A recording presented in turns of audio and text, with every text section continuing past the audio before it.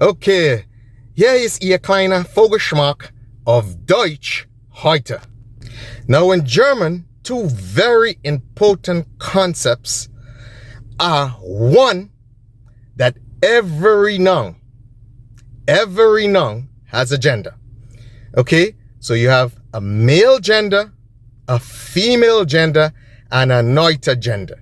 Okay, female gender, male gender, and a neutral gender. So that makes things a little complicated and a little harder. Another very important concept is the concept of the case system. Okay, there are basically four cases. Okay, there's the nominative, there's the accusative, there's the dative, and there's the genitive. The genitive, not so much, it's mostly for possessions and stuff, but the nominative is the noun in its normal form. So for example, their man, D-R-M-A-N, their man, that is in its normal form. It's a male gendered, so the D-E-R tell you that it's male, okay? D-I-E refers to the definite article for female nouns, okay? And D-A-S refers to the definite article for neutral nouns. Okay, so there, das. Okay, now the case system is set up so you can know exactly what is happening to the persons or things. Okay, so take for example, the man writes a letter to the woman. Okay, now in this sentence, we know the man is the subject. He's the one that's doing the writing. Okay, the verb, of course, is to write. Now, he's writing a letter to who? He's writing a letter to the woman. But who, when he writes, who is being acted upon? It's the letter. So the letter is the direct object. Now, the woman receives the letter, okay? So she is the indirect object. Okay, so that is very important. So based on these definite articles in the sentence, you can know who is doing what based on the case system. Because the nominative case system, okay, it's always in the normal form. It's always the subject. Okay, the person or thing is the subject that is doing the action.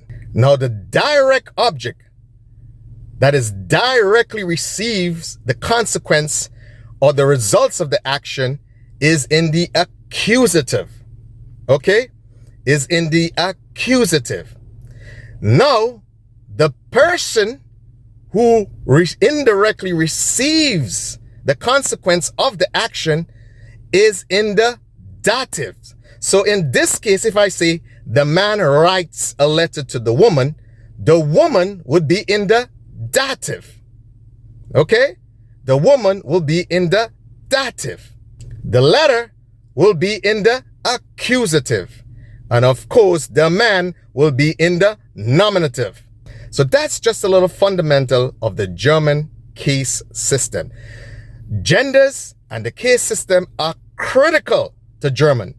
So we will delve into it a little further in later videos, but that is critical. So understand genders and the case system in German is extremely important.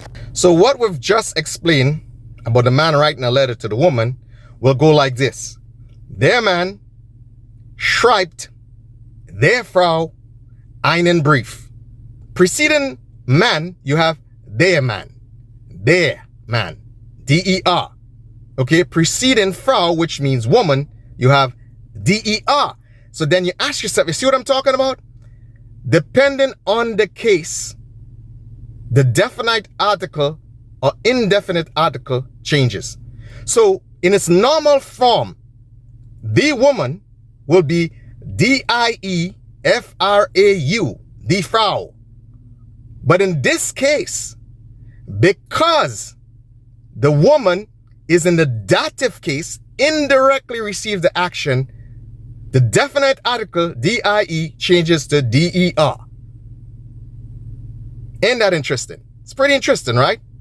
And if you notice, brief, because it's in the accusative case and it's actually a male noun, guess what? It changes to einen Brief because it's in the accusative case, and in the accusative case, the male only definite and indefinite article changes.